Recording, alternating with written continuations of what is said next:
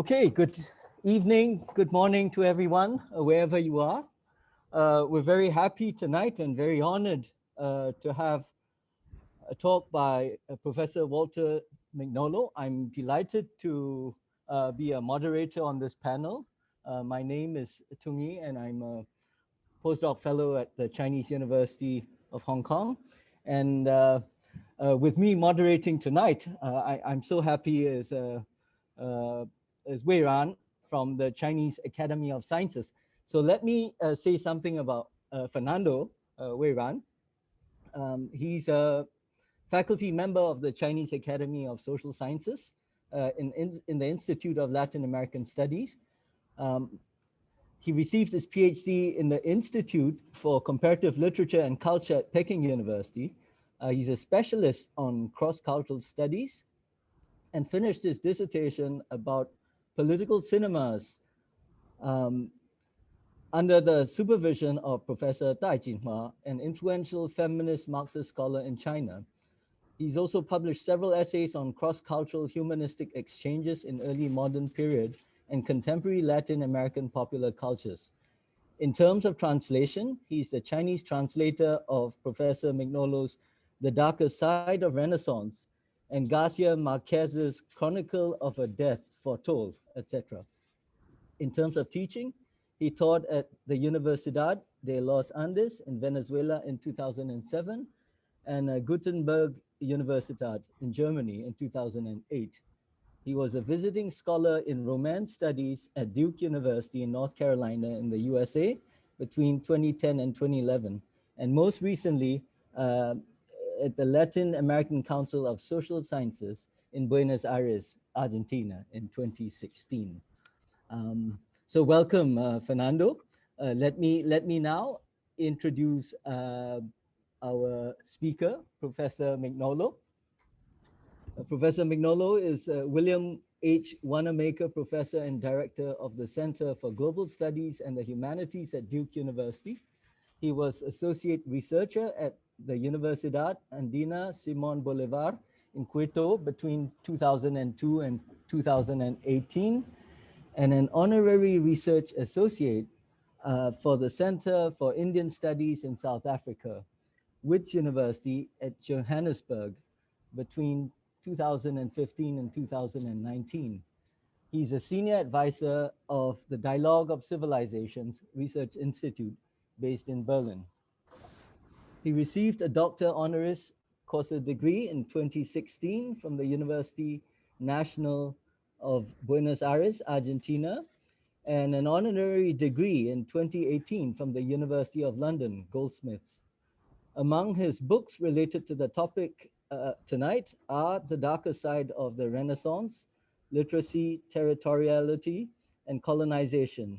In 1995, there was a Chinese and Spanish translation of that work in 2015. Delinking the Rhetoric of Modernity, the Logic of Coloniality, and the Grammar of Decoloniality in 2007, which was translated into German, French, Swedish, Romanian, and Spanish. He published Local Histories, Global Designs, Coloniality, Subaltern Knowledges, and Border Thinking in 2000, which has been translated into Spanish, Portuguese, and Korean.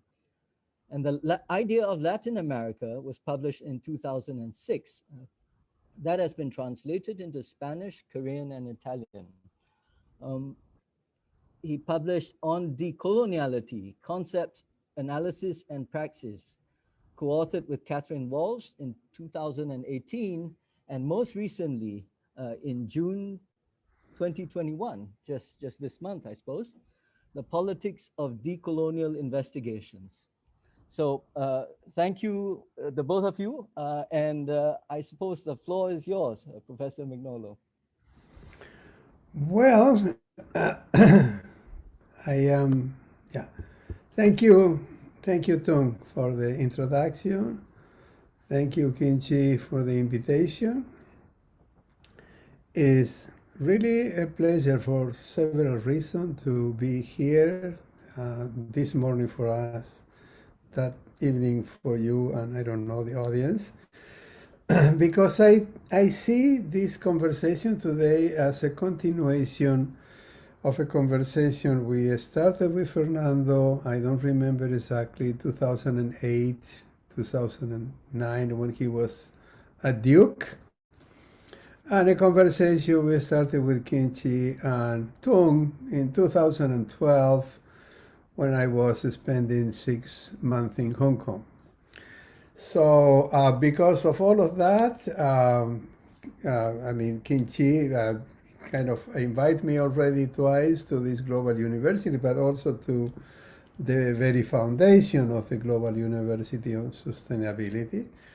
And with Fernando and Tung, we just kept the conversation ongoing.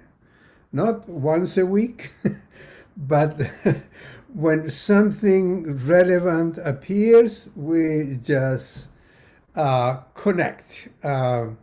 So I asked them question I have about China, about especially about the meaning of certain concepts, certain kind of tradition, Confucius, etc., etc. And I was back in Beijing, I don't remember exactly, 2016, and I saw Fernando after the publication of the Darker Side of the Renaissance. So it's like not like being really in the same room, even if we're in a different place of the planet. So so what I see today is just not just my presentation; it's a conversation that we continue with Fernando and Tung.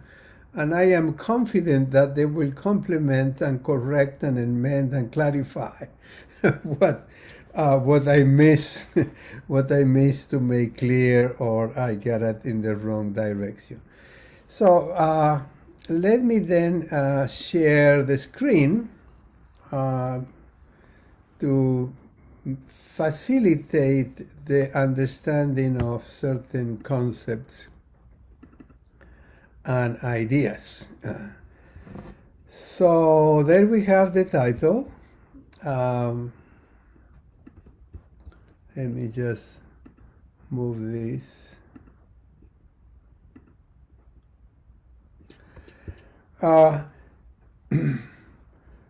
So the title is really a frame.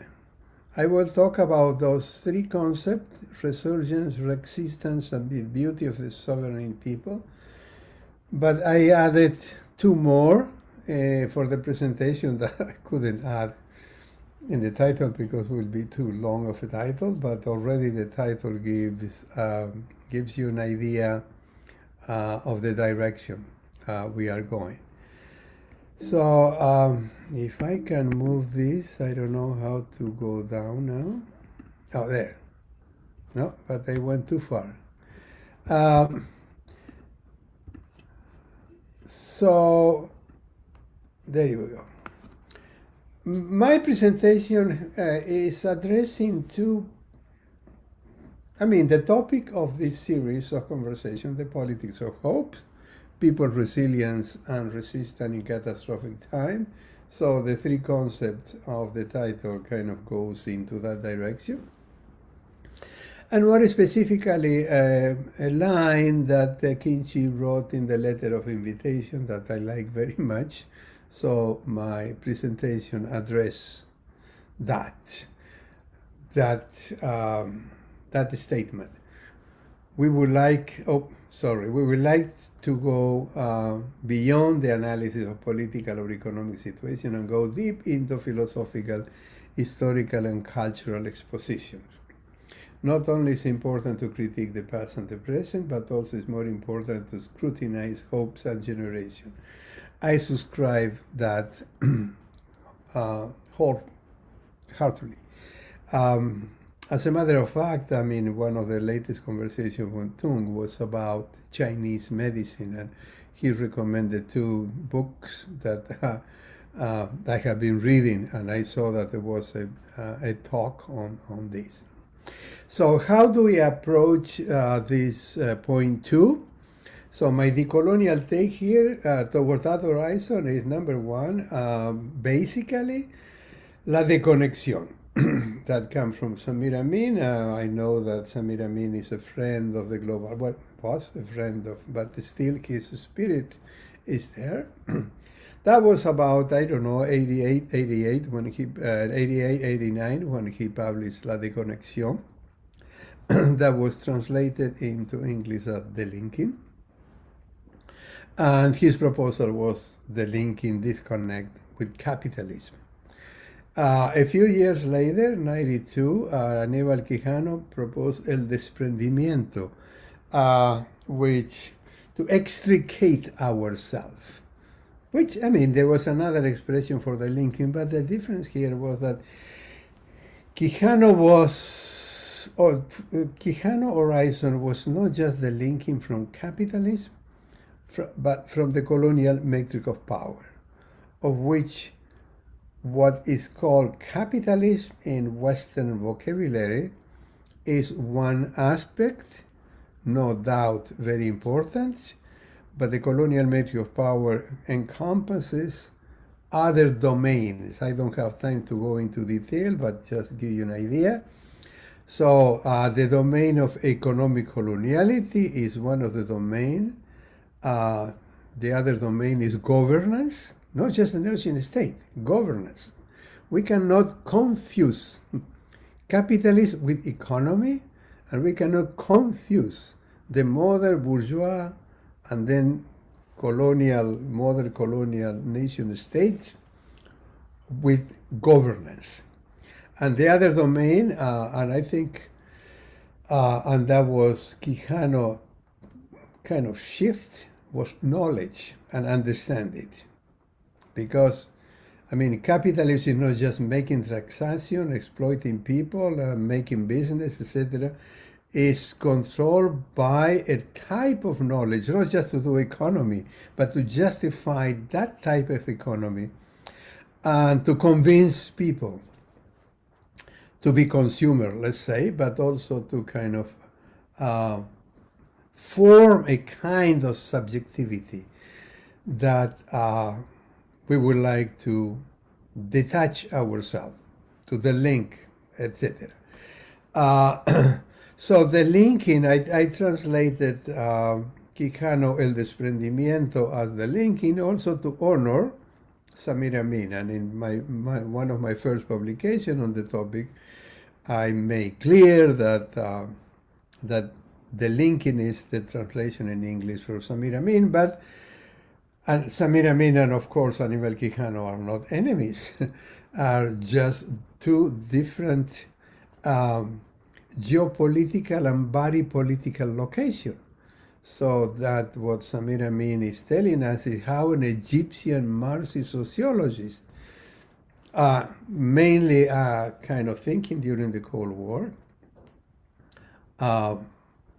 responded from the third world to the first world.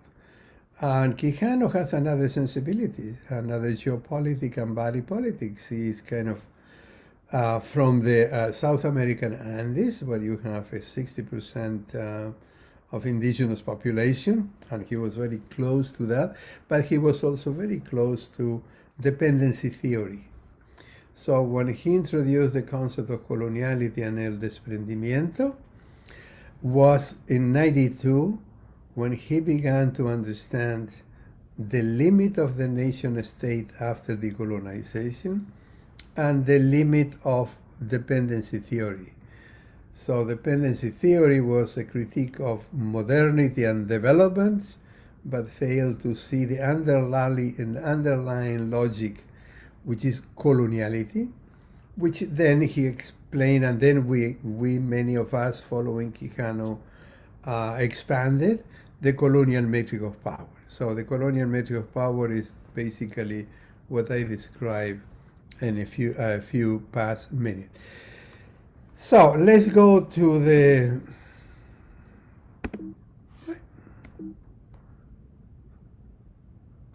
I don't know why I not okay. So my talk is about this have a problem. But my talk is about this concept, 5 concepts, which had to do with the statement that Tungyi made in her letter. Resurgence and coexistence, that's come from Lian Beta-Samoke Simpson. It's a Michi Sagi Nishanabek of a nation in Canada. Re-existence from Afro-Colombian activist and artist and scholar Adolfo Albanachinte. The power and beauty of the sovereign people, Afro-Haitian sociologist, former ambassador, Jean Casimir, I think I forgot his name. Cosmic political healing that comes from Feminismo Comunitario, and especially from Lorena Cabnal, Maya Xinca from Guatemala, and Summa Causae, Summa Camaña. That is very large concept. I mean, used by many people today, but I use here the version of Fernando Wanakuni Mamani, who is Aymara. He was Minister of Foreign Relations of Evo Morales for a year and a half, but then he resigned because he began to understand the incompatibility between the talk of decolonization in the state, in the nation state, and what the Aymara people aims were. I mean, that reconstituting themselves. So let's then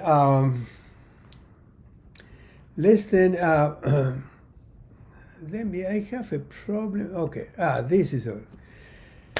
Okay, let's start. What I do then now is explain a little bit this concept. But before doing that, let me add a caveat. I am not an anthropologist or ethnologist. I am not describing or studying what the indigenous people do. Because the question is who describe, from where I can describe what indigenous people do. I mean, that problem already appeared very clear during the 80s, and I will just mention here Valentine Mudimbe, when he said, well, Foucault did a tremendous job, but he is a symptom of a summary of Western civilization. And he his work makes very clear the kind of knowledge that we would like to échapper, he said in French, to kind of extricate.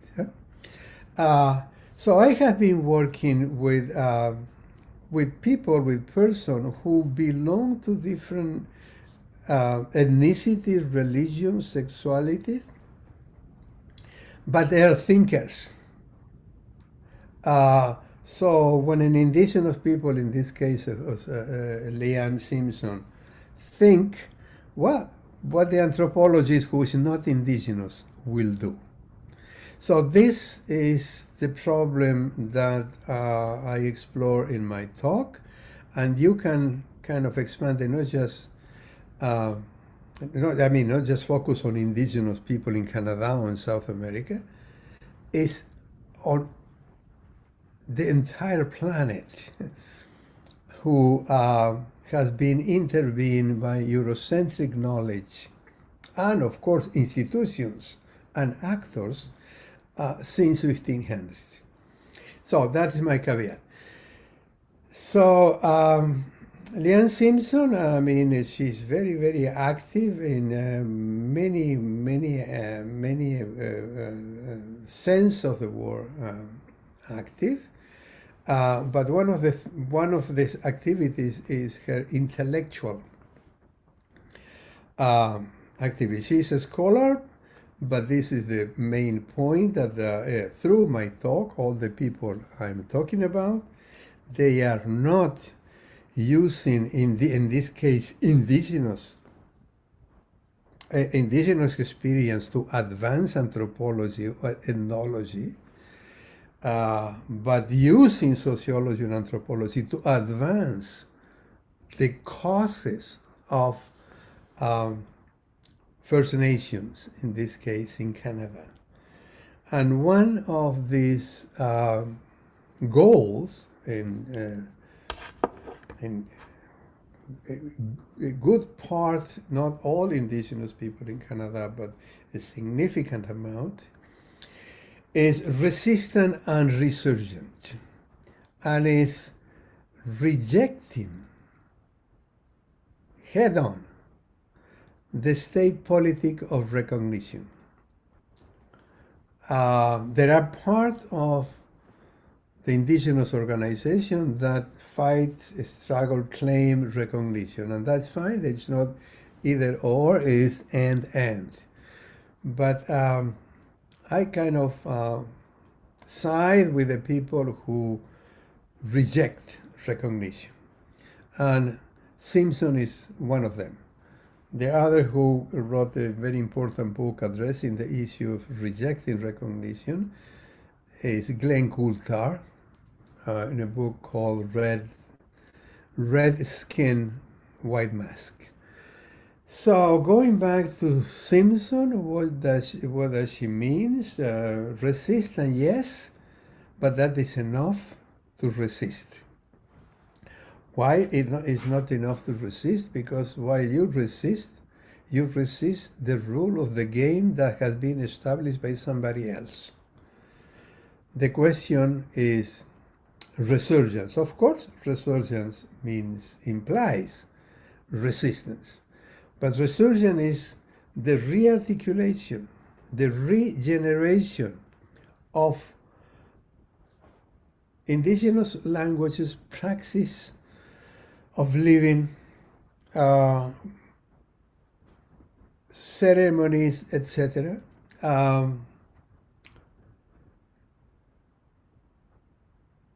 That and the reconstitution, I will use also this word, reconstitution, of all what Western modernity destitute.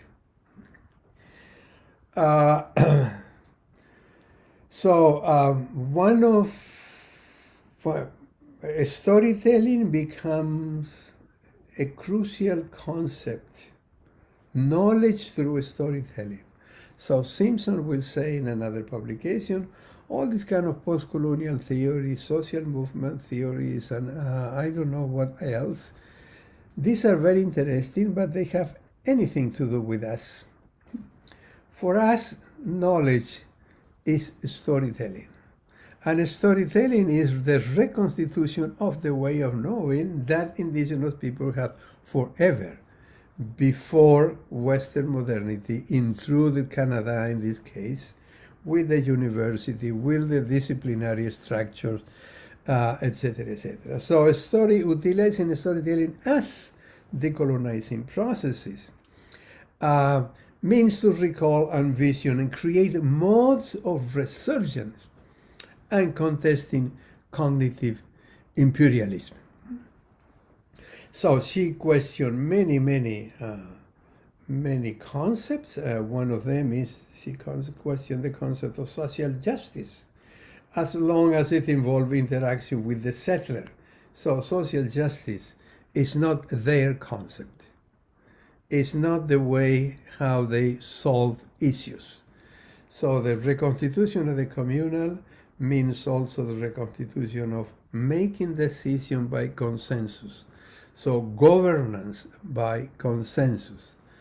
And since I know that the group of people in this global university are very familiar with the Zapatistas, well, that is exactly what the Zapatistas have been doing for 25 years. So I move then to another concept, re-existence or re-existencia, introduced by Afro-Colombian Adolfo Albana Chinte. So, like you see here that there are different concepts, different words, but the goal, the destination, are parallel. But obviously, they cannot be subsumed into a universal concept of resistance. Why? Because one thing is to re-exist or resurge in the experience of First Nation in Canada, and the other very different story but similar is to deal with this question of reconstitution of the communal, reconstitution of the destituted in the Afro-Colombian Pacific. Well, one of the things is, number one, that the local histories of African diasporas in the South American continent and indigenous people in Canada and North America, this is memorial time, they have been different. And also, the invading forces were different. Canada was kind of invaded by and controlled and managed by French and English imperialism. And in the South America was Spanish and Portuguese in the case of Brazil.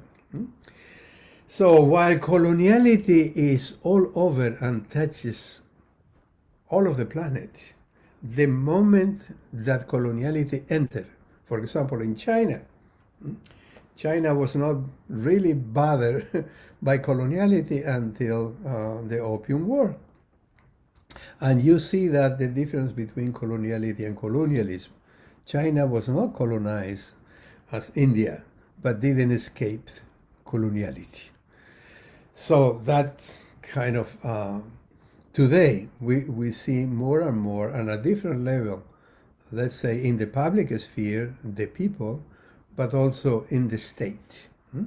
So the states are working on another level, but at the same time, the question of reconstitution of the destituted is very important. And I'm not here kind of, because when I talk about that, people say, well, but China, you know, is despotic and authoritarian and all that.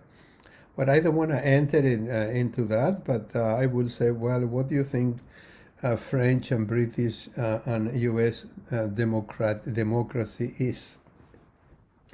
It's a kind of authoritarianism by a different means, and then we are seeing each. But I mentioned that because one of the kind of one of the reasons I see behind the global disorder at the level of the state is that Western modernity, coloniality, the logic of coloniality, cannot longer be controlled and managed by the United States with the support of the European Union. That kind of the monster that Frankenstein created in the lab kind of escaped. So resistance and resistance is not the question at the level of the state. We already saw that indigenous people will reject this recognition. And something very similar is going on in the Colombian and Ecuadorian Pacific with the Afro-diasporic communities. They have three concepts. One is intracultural relation. So that means in-house. So that is referred to intracultural in-house organization of themselves in relation también with, also with the indigenous people who inhabit in that region, and both have in common to be kind of harassed constantly by the state. The other is casa afuera, or intercultural relation, when they deal with the state, when they make claim with the state. But before that, they have to kind of clarify the business in-house, intracultural. And then transculturalists, when they establish relationship with similar kind of communities around the world. So going back to Albanacinte, he made clear since probably 2003, 2004, making the distinction between resistance and re-existence. And without knowing each other, Simpson and Albanacinte, their own experience is telling them they don't need to read Western scholarship to know that resistance is important but limited. The question is to re-exist. And then again, to research and to re-exist, you have to delink. So the linking is the first stop to relink with something else. And that relinking is the reconstitution of the restituted. So to when I talk about this, it's just about these issues, I like to let the people express the ideas in their own words, rather than myself, who is not First Nation of Canada, or neither Afro-diasporic from Colombia, but I am a friend of Adolfo Albana, and I am in good conversation with Lian. If modernity emancipated the subject from its belief, then to liberate ourselves from Western emancipation means to reconstitute the knowing, sensing, knowledge, emotioning, and reasoning. Notice, that is my observation, that in Western languages, emotion do not have a verb, like reason and reasoning. So the task of the decolonial is to kind of verbalize emotioning, because it's emotioning that ground our reasoning. And that is what the kind of modernity destitute, especially since the Enlightenment. Reason block the emotion.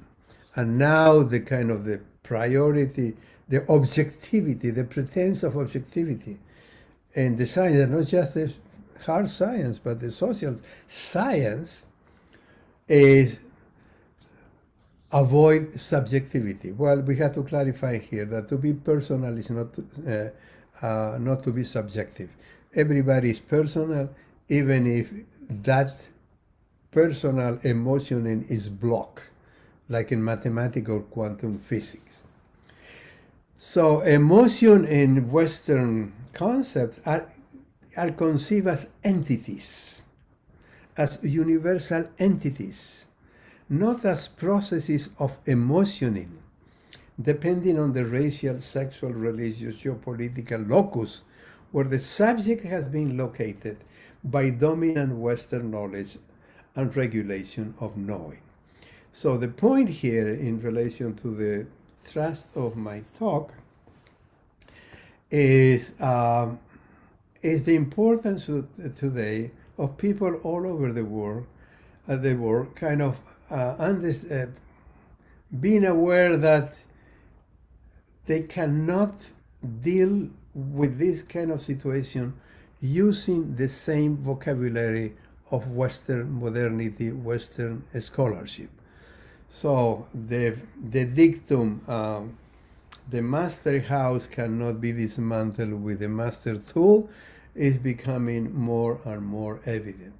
And also becoming more and more evident that knowledge and understanding and emotion and subjectivity is crucial in the regeneration, reconstitution of knowledge and regulation of knowing. So as Kinchi said in the letter, we can critique the past and present of modernity, coloniality, capitalism in the vocabulary of liberal and Marxist, and that is necessary, of course. We have to be attentive, but as Dussel will say, that critique is absolutely necessary, but hardly sufficient. So we have to create, produce a different knowledge, reconstitute the linking and relinking. So, and now I move to my third example. So you see, I pick up different kind of location to underscore precisely the local history, the subjectivity, and in which way this different location has been touched and disrupted by coloniality. So Casimir has been talking about this for a long time, but in his latest book, Haiti, A Decolonial History, and now Haiti is once again in the news because the assassination of the president last week. That will be a different, that would be interesting topic to talk, but that will deviate from my, sorry, I forgot to put the name of Jean Casimir. So what does Jean Casimir means by the power and beauty of the sovereign people? What is his main argument? So his main argument has been very long and complicated, but I just summarize. And I hope that he is here. He was trying to enter. And if he is here, it will be nice after the comments that he can say something. He doesn't have to, but I kind of invite him if he is there. So the key point here is that the standard view of the Haitian Revolution, kind of the heroes, Toussaint Louverture, Jacques Dessalines, Henri Christophe, are the hero of the Haitian Revolution. Yes, that is true. That is important. And I recognize, I respect them, said Casimir, in spite of their mistakes. And the mistakes were two. One was the mistake of Toussaint Louverture, of not trying to kind of cut relation with France, but intending to be in kind of an independent leader of what was France's colony, but in their own, I mean, pretending a sort of a state sovereignty or governance, not the state, but governance sovereignty at the same time without breaking the link with France. However, that created tension. Of course, Napoleon didn't like somebody who will tell him what he should do. So he ended up capturing Toussaint Louverture in Haiti and then transported to France and put it in prison where Dessalines died. I mean, Toussaint Louverture died. Jacques Dessalines is a different ball game. Jacques Dessalines is very interesting because he cut the relationship with France and at the same time connected with the indigenous movement at the time and also the indigenous of the Caribbean. The indigenous Taínos, Arawak, they named the island Haiti. And so Dessalines named the island according to the name of the indigenous people. And he, for some reason, I don't know why, and I asked Jean Casimir, and he told me that that is an issue that is not very clear, but apparently he recognized and honored the rebellion of Tupac Katari, Tupac Amaru, in Bolivia about 10 years before the beginning of the process that will go to the Haitian Revolution. Well, that is the standard vision. So the Black Jacobins, but C. Hall R. James is a kind of canonical book, a brilliant book. But Casimir goes in another direction. Casimir goes in that the revolution was the revolution of the people, not of the heroes that trying to kind of manage the state. And in a way, what happened today is not unrelated to the long history of the Haitian Revolution, conceived as formation of the modern colonial nation state that during the Cold War, Africa and Asia have a lot of experience. But China is different, and now the kind of the discussion about the civilization as state relates to that. But in the case of India or Indonesia, etc., so the nation state is always kind of connected one way or another with the imperial power.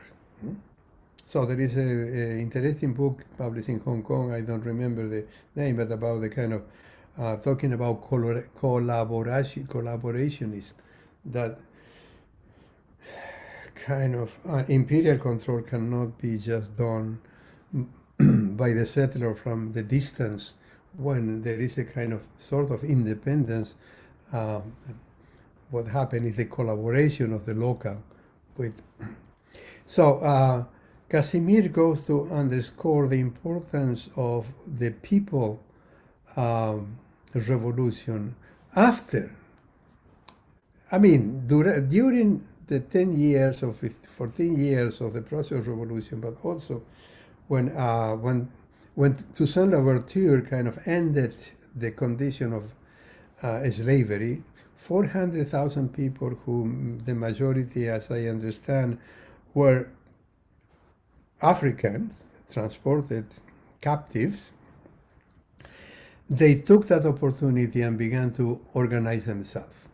And they organized themselves in a sort of communal organization that is called the LACU, L-A-K-O-U, that coexist today. But the LACU is the kind of organization of the people with the back to the state. So they began to realize that the state were not going to solve the problem. So for a specific historical condition that created the possibility during the 19th century, the LACU was established, and this is the power and beauty of the sovereign people. And if you think today, you will see a lot of relationship with the Zapatistas. We can say that the Zapatistas is the power and beauty of the sovereign people. And I think that the kind of the organization of the women in Rojava are kind of showing the power and beauty of the sovereign people, who are not making claim to the state, trying to have a position of the state, but that began to kind of organize themselves. So that is the power and beauty of the sovereign people, and that is a very important concept, because the sovereignty is no longer placed on the state, but is on the people. And that idea was already in Ottawa Cubano in 18th century, a former, a captive and then enslaved, and then his owner, Campbell, took him to London about second half of 18th century. And in London, he became an activist to end slavery. And because Campbell and he learned English, he wrote a fantastic book, Thought and Sentiments on the Evil of Slavery, published in 1786. And one of the theses of the book is that no human being has the right to capture, exploit, and enslave other human being. So the question of sovereignty is placed on the people, not on the state. So what I would like to underscore here is why Casimir wrote this book. because he belonged to the Laku. I mean, he's kind of in between. He's a professor now at the university and he receives a salary, but also he's a member of Laku. So he lives according to the communal practice of living, not according to what the state.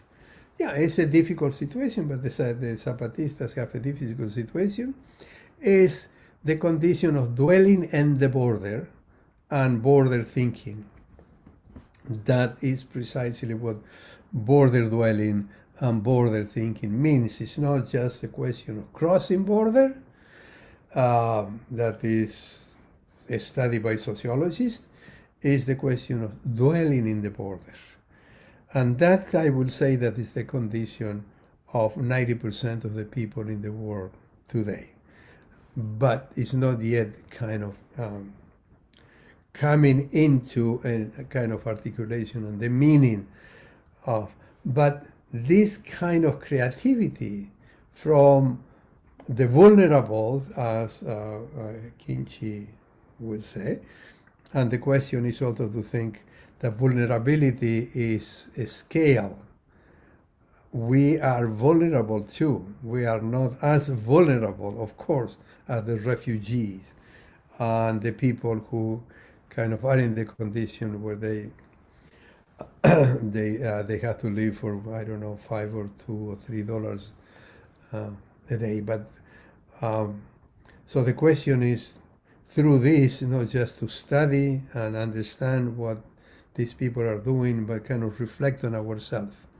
What is our praxis of knowing and living in this kind of situation? So what is important here is that, for me, is that Casimir write that book not as a sociologist, as I said before, but he uses sociology to advance the cause of the Laku. So I'm sorry I didn't translate that. Forgot to translate that. So what he said here is that after finishing this book, he kind of realized that his ancestors, as person, as a community, they never stopped resisting slavery and domination. And he said, I am a son of a collective of fighters, not a collective of defeated. So that is repeated. I am, in the second sentence, I am a son of a community. So the third sentence is, my position of strength is based on observing the world with Haitian eyes. When I do the opposite, when I look at the Haiti from kind of exterior eyes, let's say use sociology or French or German social sciences and philosophy to look at Haiti, when I do the opposite, I place myself in a position of inferiority by accepting the definition of myself and the gaze of something else. So that is crucial in the argument I am making today. Not only that these people are producing new concepts and new narratives, but they are not doing it as detached from the knowledge, the understanding, and the regulation of knowing they are producing. So that's what the linking means also. So I'm looking at the time and I have about 10 minutes to an hour, so I will, well, 15 because I will start at 10:05. So I have two more concepts to so now we move to an indigenous Maya Xinca from Guatemala. Lorena Cabnal, activist. She also was trained at the university, but she's not at this point working at the university, but she's using that training, that knowledge to articulate her project and articulate her knowledge. So one of the most crucial concepts is cosmic political healing. And this is very important because she makes clear, she brings to the table the question of cosmology. And that is important because Western civilization played down cosmology, especially after for two reasons. Number one, Christian theology after St. Thomas. You should remember and notice that St. Thomas, Summa Theologica, did a very important work that nobody pays much attention of what I know or read, that he debunked Greek cosmology. He took Aristotle, but Greek cosmology was populated of gods, but they were not gods. They were names of energies, of forces, of manifestation of the cosmos. But they were called gods. But St. Thomas debunked that tradition and created one God. So Christian cosmology and Christian theology and Western civilization cosmology began there. I mean, with the creation of the world according to the biblical narrative, but also later on in the 11th or 12th century, kind of systematized by St. Thomas. So the question here is, after the 18th century, cosmology was kind of erased because of the disenchantment of the world and the priority of reason. So the question of the reconstitution of the destituted today is, number one, the reconstitution of the cosmologies kind of destituted, and also to make manifest what is the cosmology of Western civilization. A cosmology that not presents itself as such, but presents itself as theology, as science, as philosophy, secular philosophy.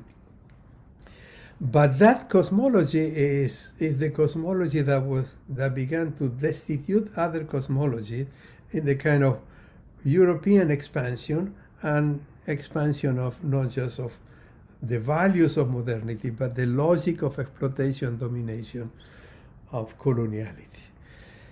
So in her own words, Lorena will say, as the network of ancestral healers, and here the translation of network is very interesting because network is kind of a technical, computer-like vocabulary. She uses more tejido, tejer, weaving, because weaving has been for a long time until today a regular praxis in the Andes and among indigenous communities. Weaving, I mean, those kind of beautiful dresses and ponchos or whatever that you see when you go to Guatemala, or you see pictures of Guatemala, that is that tradition of weaving. And now there is a kind of reconstitution of that in kind of looking at what kind of knowledge is being produced through weaving, and what is the relationship between weaving and the cosmos, the universe, Pachamama in the Andes. And if you go back in the Andes, the writing system that we call quipus in the Andes, are related to weaving, not to alphabetical writing. So, as the network of ancestral healers, we do not have a project financed by international cooperation. We all generate our economic autonomy in dignity because it seems incoherent to us that we depend on projects to be able to heal, because healing is a personal and cosmopolitical and conscious act that is communal. So that means the linking, that means reconstitution of the destitute, and that means healing the colonial wounds that have been and continue to be inflicted by coloniality in many ways, but basically through racism and sexism. And so here it's important to note that they make the difference between communal healing, decolonial healing. I will say she doesn't use decolonial, he used more to distinguish communal, decolonial, or communal, decolonial healing from psychoanalytic cure. Because the psychoanalytic cure, as important as it is to kind of reestablish the equilibrium that the individual, the ego, kind of lost because of the pressure of the modern society. I mean, psychoanalysis kind of invented in the late 19th century with kind of the bourgeois industrial revolution society and the consolidation of the concept of the individual and the disequilibration of the individual. So the question is psychoanalysis trying to re-establish the life of the individual into the community. But communal and decolonial healing does something very different. It's kind of the link from that way of living and that practice of living.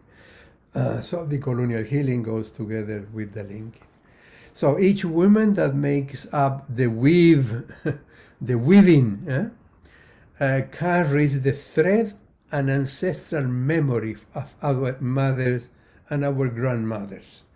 And that is something that you will find in Simpson, you will find in Albanachinte, you will find in Casimir. Knowledge comes from, and you will find in Africa too. Knowledge comes from our ancestors, from our elders. They have been able to maintain, to regenerate, to transmit that knowledge through generation, not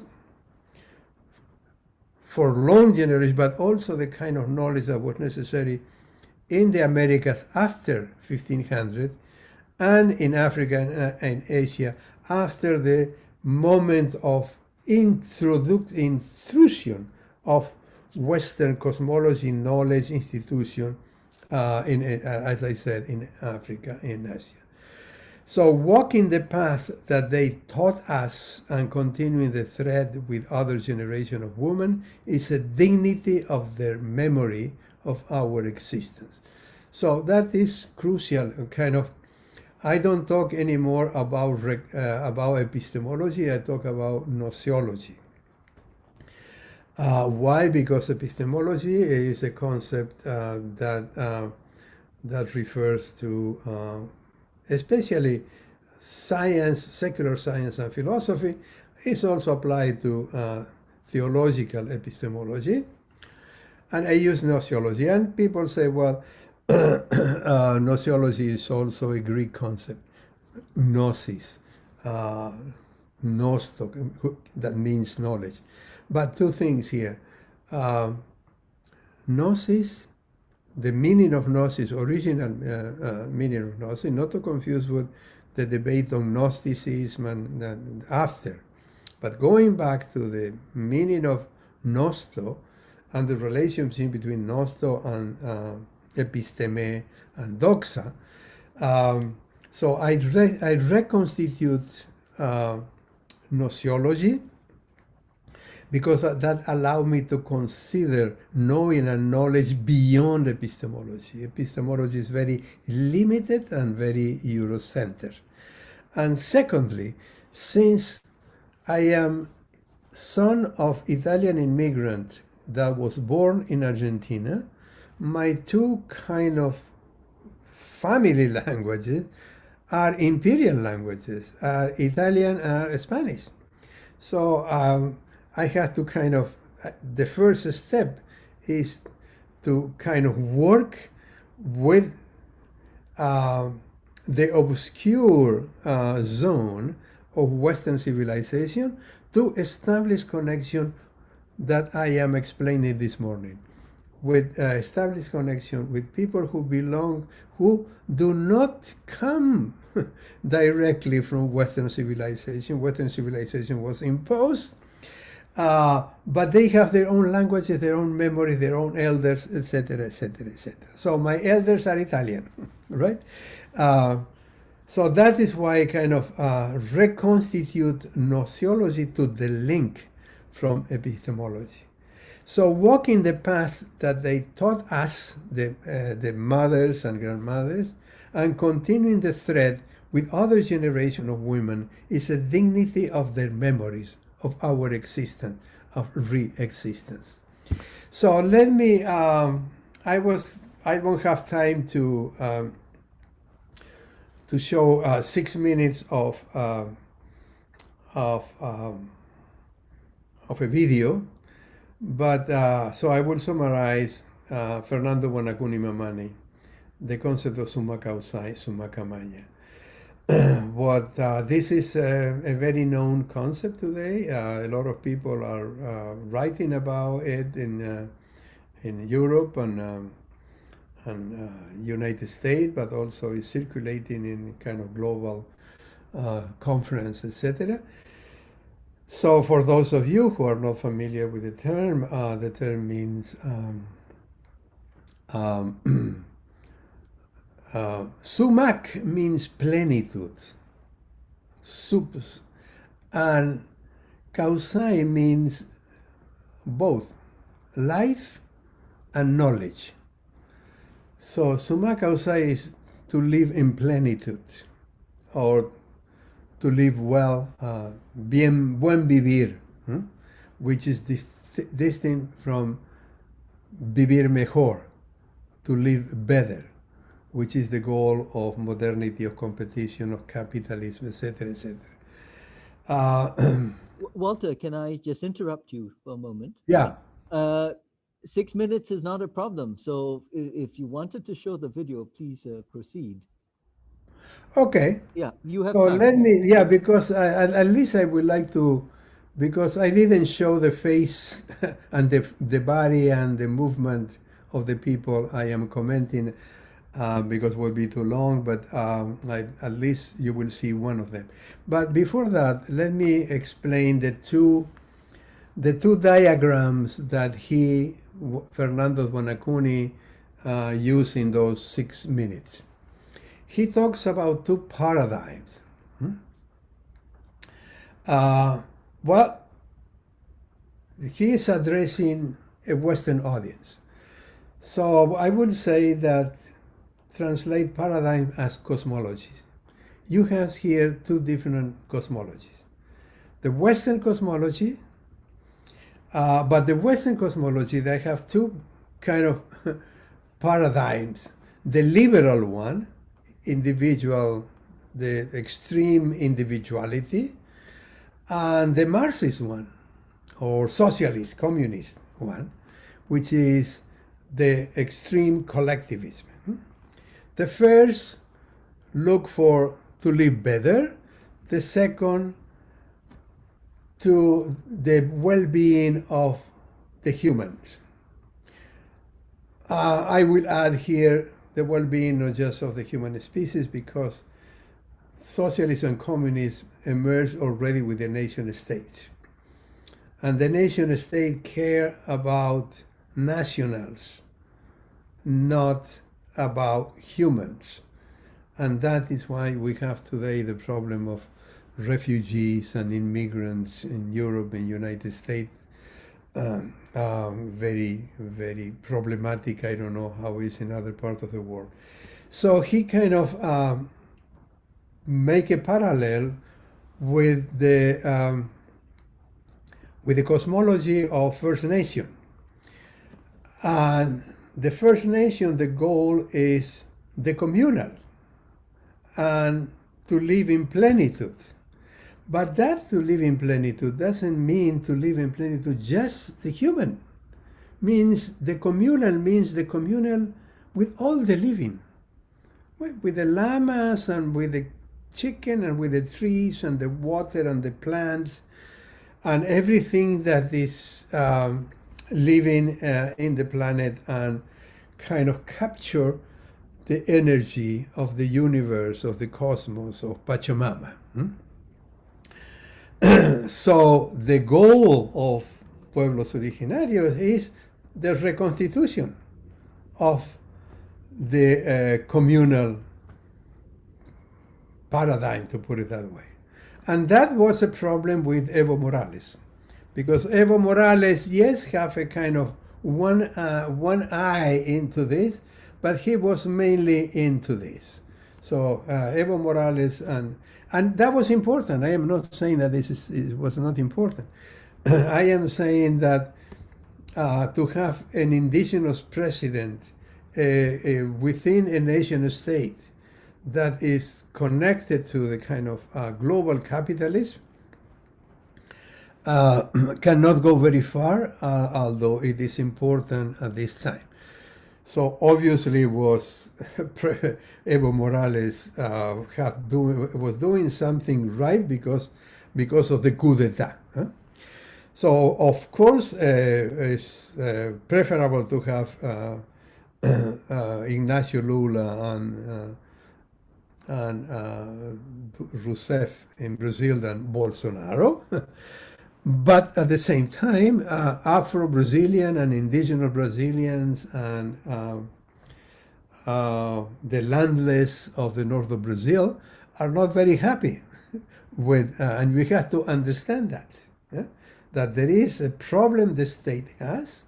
So the sort of socialist orientation of the state are important because they are confronting neoliberalism at this point. But at the same time, is limited because it's blind to what is continue to destitute. So one thing I would say, people say, well, but this is again going back to binary opposition. No, that is not binary opposition, and two reasons for that. Number one, there is not opposition here, they are entangled. For 500 years, they are entangled. So Confucius and Mencius are not in binary opposition to Aristotle or Plato. Since the Opium War, they are entangled. That is one thing. And the second is that you can replace this with similar cosmology paradigm in Africa and Central Asia, in East Asia, in Southeast Asia, etc., etc. So that is no longer binary opposition, but is the entanglement of one paradigm with two, I would say three legs, because the one that is missing here is Christian theology. One paradigm with three legs, cosmology with three legs that expand all over the world and destitute and entangle other cosmology. And that is the problem of our time. So do you think I should show the video?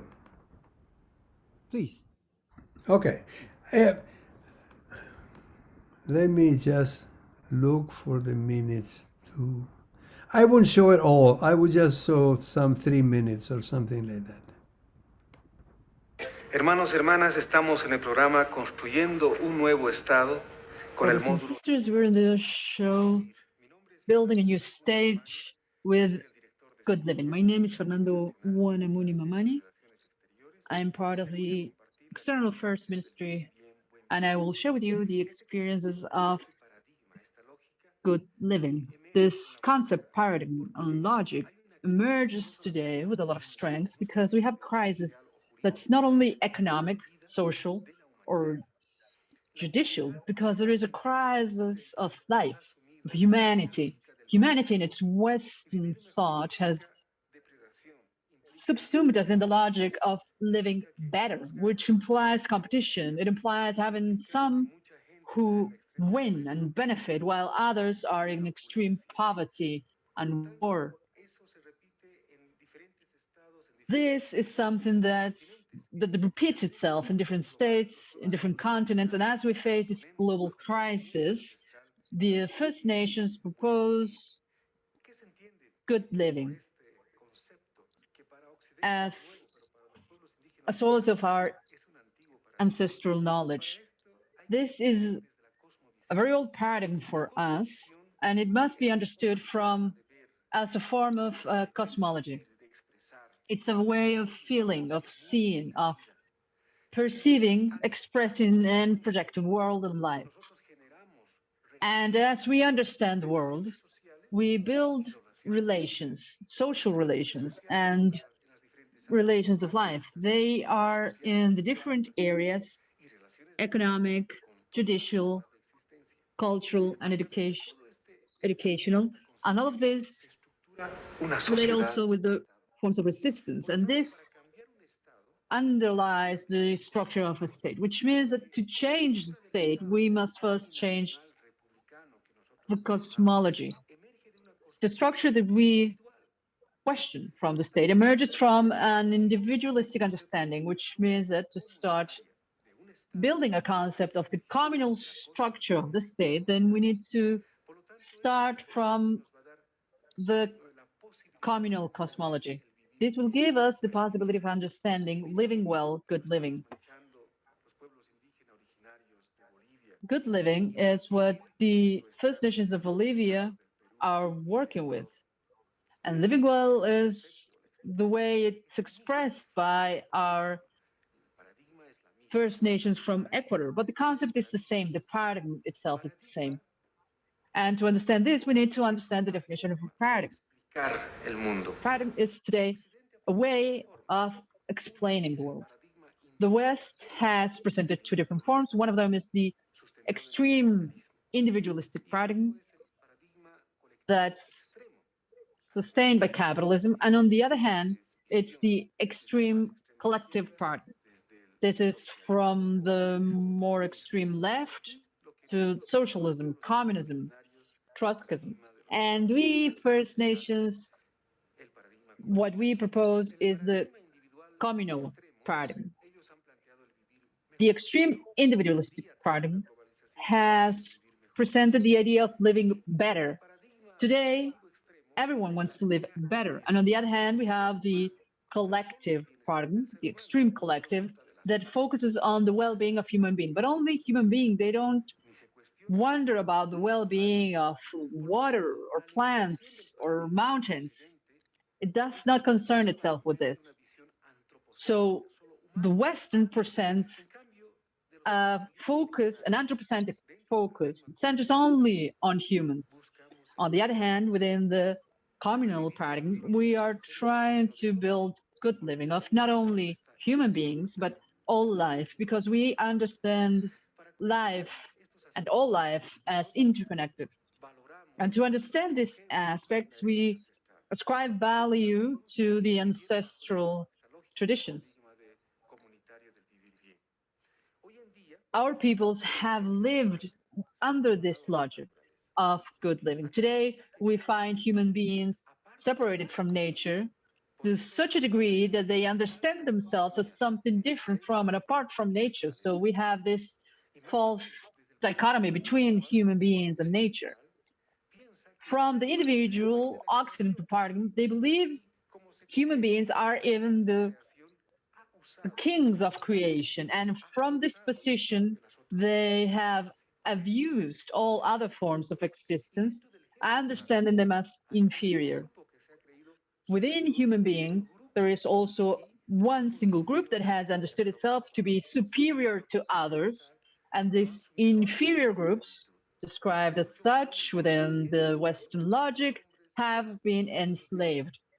And even within human beings, we also have men understanding themselves as superior to women. So we have here hierarchies deeply entrenched, which have affected communities, states, and life relations as a whole. That is why it is important to start understanding the paradigm of good living. We need to build very important aspects of social relation, but mainly to understand the vision as a whole, where it comes from and how it is represented in different peoples. This is not something that we find only in the Andean peoples, but also in the Amazons, the peoples from the coasts, the people from to the south, to the north of Abya Yala, which is what we today know as the American continent. So this is something we will share after the break. Okay, my concluding remarks. Reflecting on the Global University, and I will kind of, to make clear my point, put it in parallel with Amauta Iwasi. So Amauta, that's in Ecuador. No? There's a long story of this, but I will just summarize on the meaning. Amauta means person of wisdom, the ancestor. Amautai, knowledge, and Wasi, house of knowledge. So that was created as a pluriversity, not as a university, and it was a creation from the indigenous people. So I see the Global University and Sustainability, this kind of project in which create an institution of learning, of research, of investigation, and that my next book, The Politics of Decolonial Investigation, is precisely addressing these issues. And that is one of the task of hopes and resurging. I don't know how much we can do to kind of intervene in the United Nations, I don't think, or in Davos, or in the G7 or the G20. We don't have any possibility there, but the possibility we have is to reconstitute, regenerate ourselves as a people, as a nation, as a LACU in the case of Haiti, the communal in terms of indigenous people. So sorry I went too long, but hope that Tung and Fernando will complement and redirect all this. Well, thank you very much again, Professor MIGNOLO. You've given us so many concepts, so I'll have to think about it. How to respond, but I think I'll give the responsibility to Fernando. But before that, I'd like to acknowledge the wonderful work of our translators. So our translators, Anna Torres and Laura Lafuente, I think they're translating from Spanish to English to Spanish, and from English to Chinese, it's Huang Xiaomei and Yang Xiangluo. So without further ado, I think I'll get Fernando to respond, and then I'll see what comes to mind, and then we'll take it from there. Fernando. Yeah, I'm here. Thank you so much for this wonderful speech. I would like to appreciate Professor MIGNOLO for his special lecture today, and also thank you so much for this Tungyi's introduction and to tell the body and background. So in today's lecture, MIGNOLO also showed that he's not only one of the leading scholars of decoloniality and the scholar of this modern and colonial studies, but also a great activist, and who have a lot of conversation and interactions between scholars and activists and curators, museum curators, and also artists from the global south, especially from this part of the Andes and also in South Africa.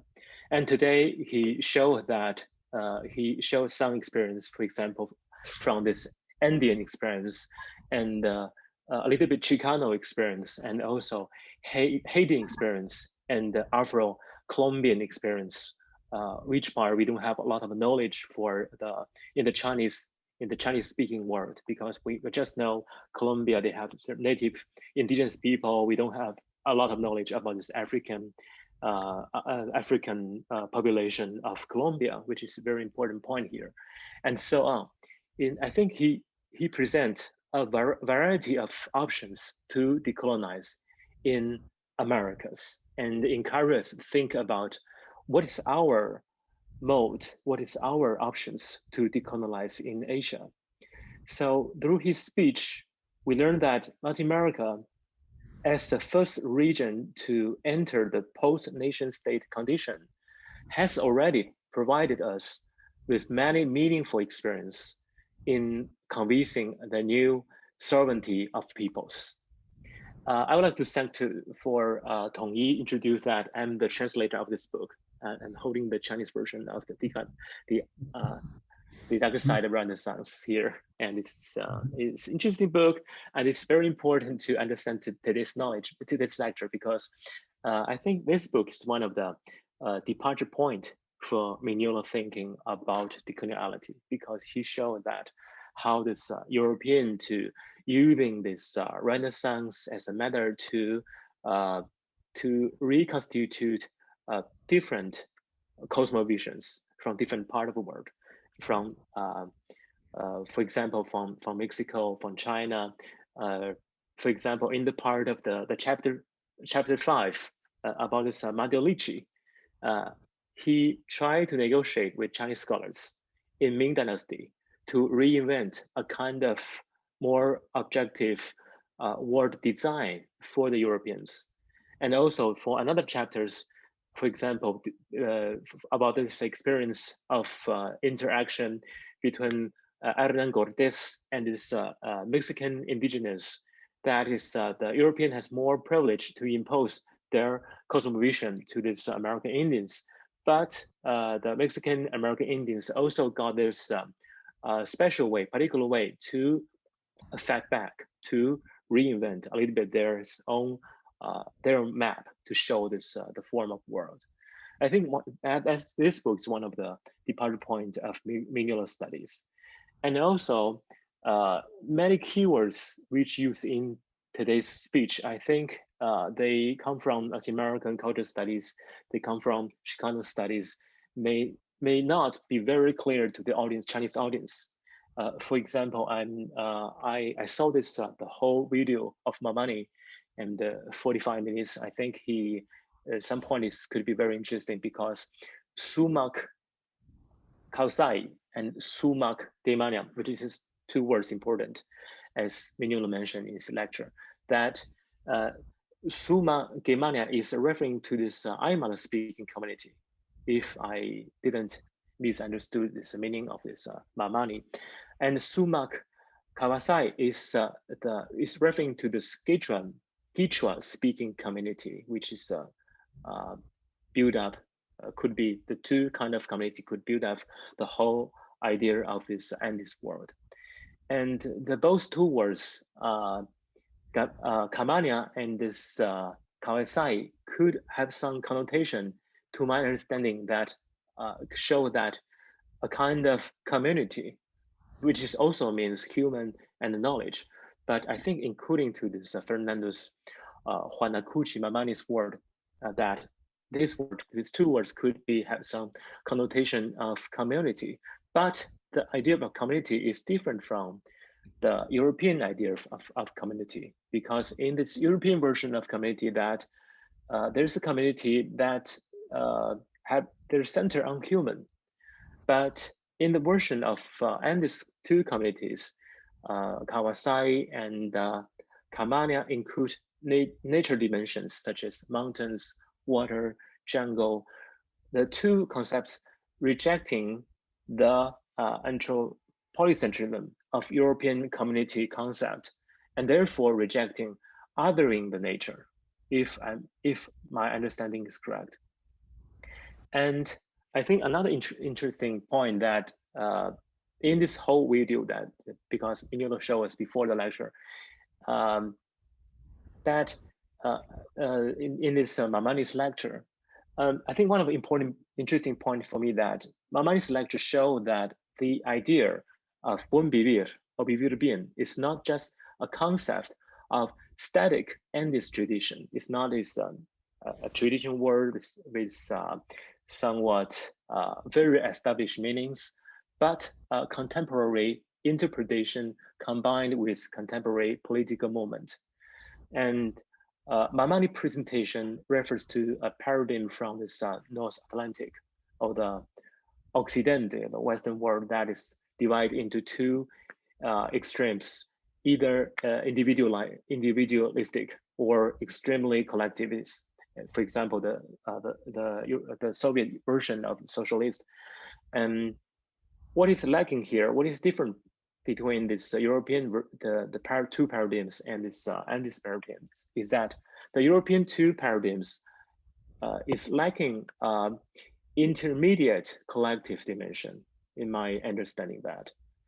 And in some contemporary Chinese rural revitalization movement in China nowadays, in many cases, it's about to rebuild somewhat intermediate dimension of the collective, including human being, including the natural dimension.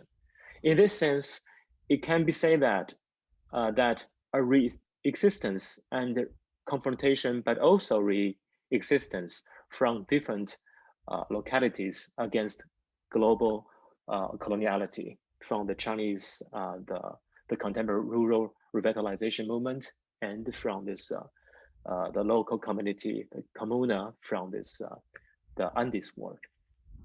So I think the idea of try to reconstruction or re-existence of community of middle level or we can say intermediate dimension is also linked to the theme of today's presentation, that is the beauty of sovereign people and the decolonization of beauty. Here I want to quote the Bolivian, no, not Bolivian, the Paraguayan artist and scholar Dicio Escobar.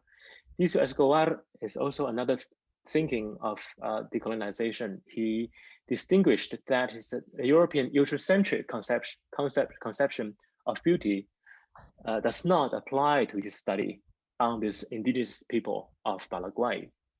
The Eurocentric view of art plays aesthetic functions in the superb positions, since any subject with instrumental characters lacks the autonomy of beauty, which could not be recognized to be a kind of a pure art according to a European standard. This leads to this art craft, binary opposition between the art and the craft that had existence in the Western aesthetics since Immanuel Kant. This simulating the natural binary opposition of evaluation and autonomy of beauty actually serves to the commodifications of art subjects in the market. In this perspective, in Latin American popular arts, beauty is not considered an art by European standard, such as Latin American folk arts are confused with other functions, for example, social functions, regional functions cannot be regarded as art. For example, in the case of the Dicio Escobar, Paraguayan folk art, for example, is identified as purely decorative art. It's not a pure art as according to European standard. Thus, when we think about this beauty of indigenous people, we cannot limit ourselves to this binary opposition mode of modernity, but should allow for this inclusion of difference. In Latin America, ethnic cultures, the efficiency of its ethnic forms should not be valued by the aesthetic autonomy, but by their imaginative capacity to promote communal solidarity. I think that is point important we can get from this the thinking of Dicio Escobar. And also we can see that from this the nowadays example, both in China and abroad, that any kind of folk art and craft if they cut off the tie between the communal values, are reduced to empty forms that lost their innovative power. Meanwhile, the folk art or craft that promote a new communal solidarity could could have a new life, get this new vitality. In this sense, rethink this meaning of beauty and imagine how to say a middle level community solidarity. I think maybe it's important according to this lecture today, and also the lecture of Mamani, and then also according to this the thinking of DC Escobar. I think this could be a path to create the non-modified and non-marketable beauty in nowadays. I think I can give more two examples of decolonization of beauty and indigenous aesthetic, but I just want to mention their names. One of the films by Bolivian filmmaker Jorge Sanginés, and the other one is the novels of the Peruan writers Arguedas.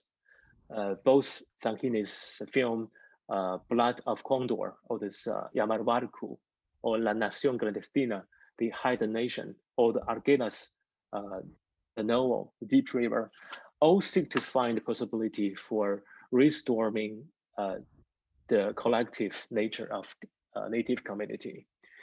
Interested readers will easily find this Chinese translation. For example, in 1980s, the book of Deep River already translated into Chinese. They are very relatives to the path of decolonization, summarized by MIGNOLO's speech. And finally, and I found this very interesting remark that MIGNOLO once again emphasized in this, at least in his draft give us before the lecture, that he once again emphasized in his presentation, he's not as expert in Latin American culture study, but actually his work is collected in all this anthology, or this readers of Latin American culture studies, which I believe is not just declaration of his personal academic interest, but he successfully proved to us, show us again through his narrative that Latin America is not just an object of research, but one historical horizon. Yeah, that's my feedback. So can I just use my privilege of a moderator, one of the moderator to, I have two questions, short questions, very short question. That is, MIGNOLO mentioned about this epistemology that I think, can I ask a question? Yeah, directly, that epistemology of thoughts, do you think is, which which is also another important reference to this decolonial thinking nowadays? That is, you say that you prefer not to use this epistemology because it's too European centered, but rather to another form to put you thinking. That is, can we, how to do with that is epistemology of the South nowadays, because it's also important reference point here. Another question is that because we saw the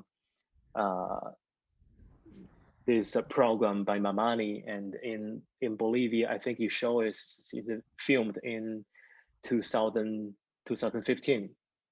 I think after this, the coup d'etat, the new situation in Bolivia and also in Ecuador, because in the former South Forum, we have some respect for scholar from also give us François Hota always gave us this information from Ecuador, because he based in Ecuador, thinking to connect with indigenous people. That, so my question is, what is nowadays new condition for this decolonial learning or decolonial education in the basic level in Bolivia and Ecuador?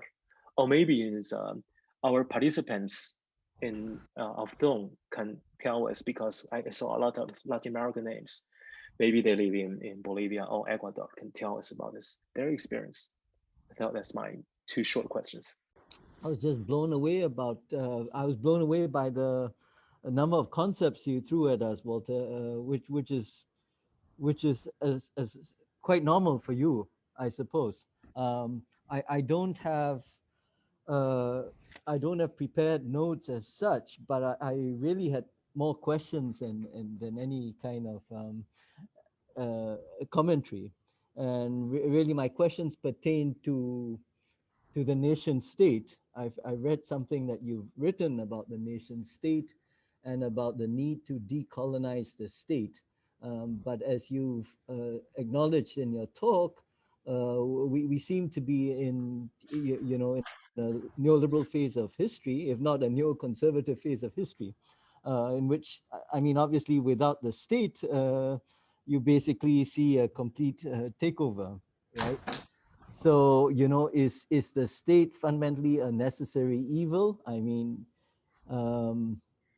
if we recognize the problems with neoliberal globalization, and with that, of course, we can't avoid the problem that is China in the geopolitical arena, right? The problem of the Chinese state. So that is certainly one thing I'd like to ask you about. Everything about resurgence, re-existence, the power and beauty of the sovereign people. I mean, who can disagree? I think with these concepts. I guess the other thing that you mentioned that you didn't elaborate on was border thinking. And you mentioned that perhaps 90% of the world's population are by necessity, I think, having to become border thinkers, because of the precariousness we live in. So, we are all working at, we're basically hoping to work to live, but we're all ending up living to work, right? So yeah, these are fundamental, I mean, the challenges, the immense challenges we all face. So we completely agree with this concept, yet most of us are embedded within these structures of violence and coloniality. So, I mean, some of us, of course, see some hope in the state, right? But you have other things to say about that. So I'd like you to elaborate on these things, because the one final point I'd say is, without thinkers like you, what we've lacked as a result of this kind of, Eurocentric world order that we live in is the lack of a conceptual vocabulary to talk about alternatives, right? And Fernando, I forgot his last name, the other Fernando, Right. he showed, right, the Western alternatives are either liberal or Marxist, right? So yes, I'd like to hear your thoughts on that. Well, no, thank you, because I mean the nation state is crucial in everything I said. I mean, it's a kind of phantasmagoric presence in everything. But what I said is addressing Kinchi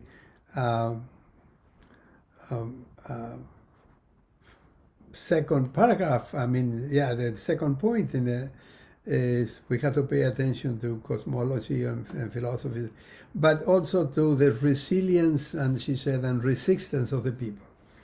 Well, the people are not just resisting, trying to stop extractivism or trying to complain about abuses of the state. That is important, and they are doing it.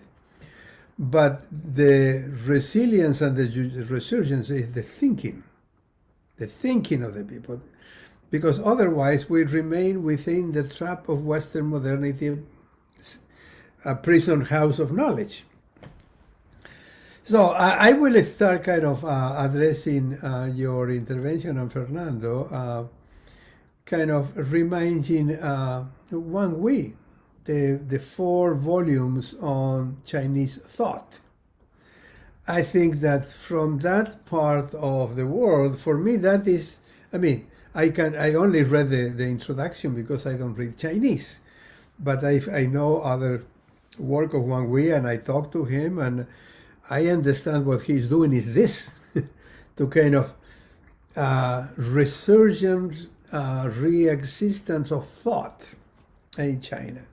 And in relation to Fernando, when the conclusion of Fernando, that Latin American is not an object of study, but a historical horizon, I would remind of Quan Xin-Chen. Quan Xin-Chen from Taiwan, probably most of you know. I think his book, Asia as Method, is exactly that. So Asia, and that is, he clearly addressed that question. Asia was an object for area study, but that's enough, no longer. So we think from there. So Latin America is an horizon, historical horizon, but it's also a generation and production of thinking, but that thinking has to be border thinking. There is no other way. We cannot escape modern thought, but we don't have to accept it and surrender to them. I remember a sentence of Valentine Mudimbe that for me is one point of reference in Africa, like one way in China, Quan Xin-Chen also in Asia, but in Taiwan, Syed Farid Alatas in Malaysia. So they're kind of anchor for me, kind of. So Valentine Mudimbe, in a magnificent summary of Foucault,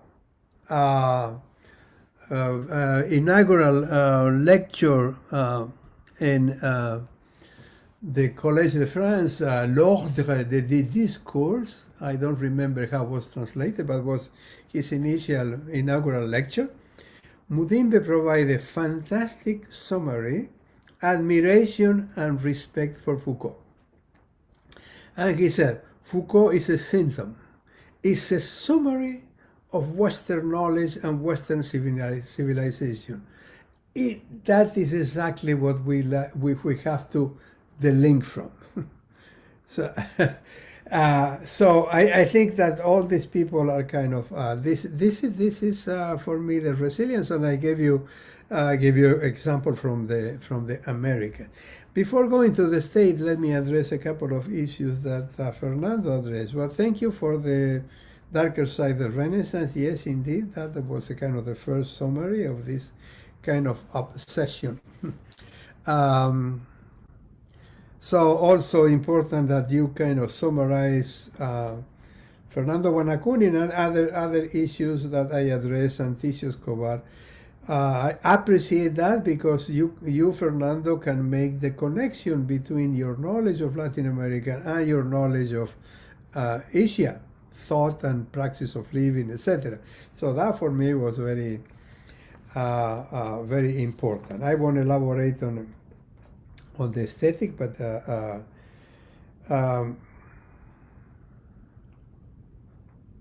was another thing here.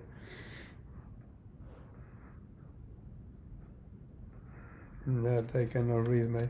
But the question, another thing that you said, but I go to your two questions.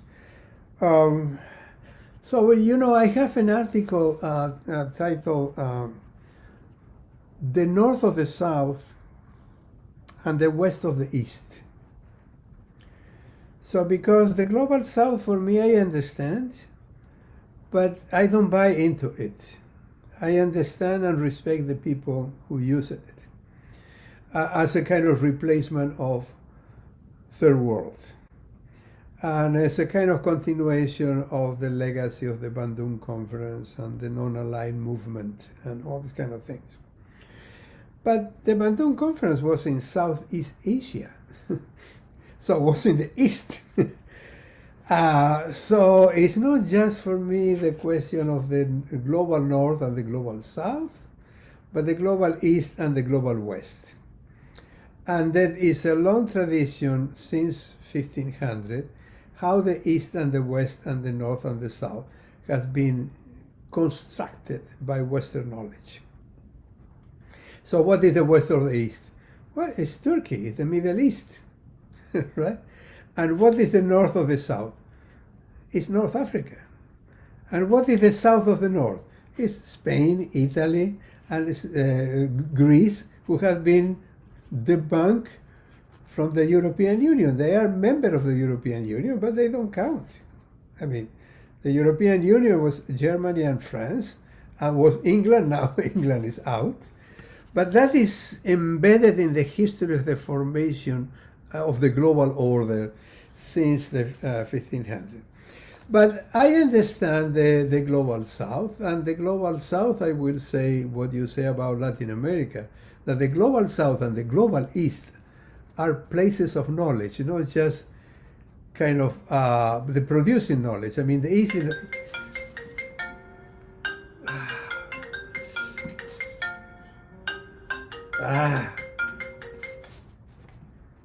the east is not the east is not just the object of Orientalism, right? So Orientalists converting the east in a kind of object of knowledge of the West, and Africa and the South. So now, I mean, that is the point of my talk. I mean, knowledge is being produced there because they cannot live any longer with the knowledge produced.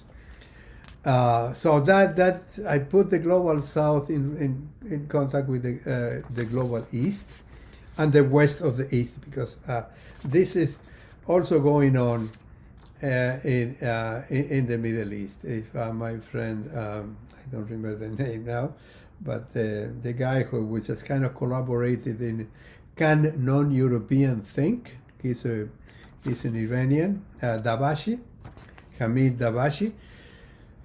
So all that is part of the 90% of the population that dwells in the border. So that population have two options. They want to just be recognized and become Westerner, whatever, good luck, or people that do not. And when they do not, well, that they can resist, but resist is also dwelling in the border. You resist because there is something that you want to preserve, and you want to kind of be invaded, right? So the question of Fernando Guanacuni and Bolivia, I was in conversation with Fernando during the coup and also during the process of the next re-election. And Fernando was with Choquehuanca, who is now the vice president, and Choquehuanca is really an Aymara thinker. Evo Morales was not. He was Aymara. He knew he could say Pachamama and all these kind of things, and Mother Earth, but he never showed what Choquehuanca and Fernando are showing by when they speak, and they speak from Aymara cosmovision. Evo Morales, of course, belonged to that, but that he was more of a kind of trade union organizer, cocaleros, etc. Very important. I am not, but the kind of distinction had to be made here. So Choquehuanca and Guanacuni Mamani were two crucial mobilizers of the voter in Bolivia, although, of course, they understood by themselves, the Aymara people, but they worked very hard. On the other hand, there is a tension there between the Aymara's organization, they call CONAMAC, the reorganization of the reconstitution of the marcas and ayllus of the Colasuyo, and the state. So there is a kind of friendly, conflictive relation, because the state has its limit to kind of go along the needs of the Aymara CONAMAC. And that takes us to the question of the state, right? And the question of the state, is a thorny one and very important today. So let me just say a few things that number one, first, the limit of the nation state since its foundation in Europe. So the right of the citizen is already exclusionary. So the citizens are nationals. and who is not national is foreigner, and then is immigrant, and then is refugees, etc. So the question of the Holocaust is related to that. So the Jews were kind of stripped out of the right, and that's what Hannah Arendt said, and then Agamben, no? The vita nuta, the kind of bare life, is a kind of taking the right of the citizen or not given right of citizenship.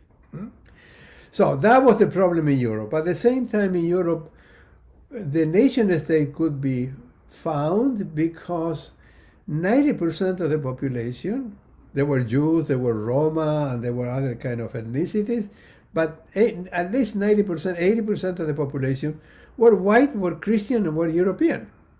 So it was very easy to make one nation, one state. But when you go to India, or Bolivia, there's no longer one nation, or Africa. And when you go to China, well, you say, well, yeah, 90% is Han. But we have a different kind of governance for 3,000 years. So even if the great revolutionary kind of formed the nation state, what is remind me of the name of the great. Huh? Mao. Huh? Mao. No, Mao. After Mao. Before Mao. The leader of the revolution. Huh? Sun Yat-sen. Yes. Right? You tried to mention Sun Yat-sen. Yeah, right. Exactly. And then comes Mao. But I mean, you see the problem of the nation state, and now after Mao, the nation state continues. But the question there of the nation state, as I see it, is important in two senses. Well, there are problems with the Muslims in the west of China, I know, and with the Dalai Lamas and all these kind of things. But the majority of Chinese recognize themselves as Han. So in that sense, the problem is not that for me so much. Even there is a problem of nation state because the Muslim and the non-Han kind of have a question that have to be issues that have to be dealt with. But the question for me in the case of China is that now are kind of coming into the picture is number one to construct the state according to the model of Western nation states. And that is very clear now. I mean, it's a state, but many people have been saying it. We will never follow the kind of the democratic, we follow the rule of law, but we don't follow the kind of the model of the nation state. So for me, that is the interesting compagination of the articulation of the nation state, bringing capitalism, maintaining Mao, but bringing back Confucian and Mencius and all kind of this is. But doing it, yes. So that is one interesting point that kind of escape the link from the European model of the nation state. On the other hand, the nation state is very important to confront and stop neoliberal attempt to erase the state. Right? And to kind of homogenize the world. So on the one hand, the non-Western nation state can be either a way of contention of neoliberalism or a collaborator, like Bolsonaro or was Macri in Argentina, etc. So there is the states that are kind of confronting the West is what I call de-Westernization. It's kind of the linking, and de-Westernization provokes re-Westernization. And re-Westernization was the attempt of Obama and then Trump in a different way to kind of confront the challenge of de-Westernization at this moment in the hand of China, Russia, and Iran. There are three strong states, and that is not convenient for neoliberalism, right? So that is a kind of ambiguous, but for the people, the state, because of that confrontation at the level of the state cannot devote too much time to the nation. And especially, well, I mean, I understand also that China is doing a lot for the nation. I mean, raising poverty at the level of poverty. Also, Lula did it in Brazil. The way that Chinese and Taiwan also deal with COVID in a way that no neoliberal state in Europe and United States did. And collaborationists, as Bolsonaro, didn't do either. And in Argentina was the new government with Alberto Fernandez would kind of say, well, first come the people, then we will deal with the kind of the debt with the European, with the IMF. So the nation state is there, and we have to deal with it, and we have to make claim, but we cannot hope that we'll be able to create a nation state in the future that will solve the problem we have now. So as Fernando Wanakuni Mamani said very clearly, to change the state, we have to change the cosmovision.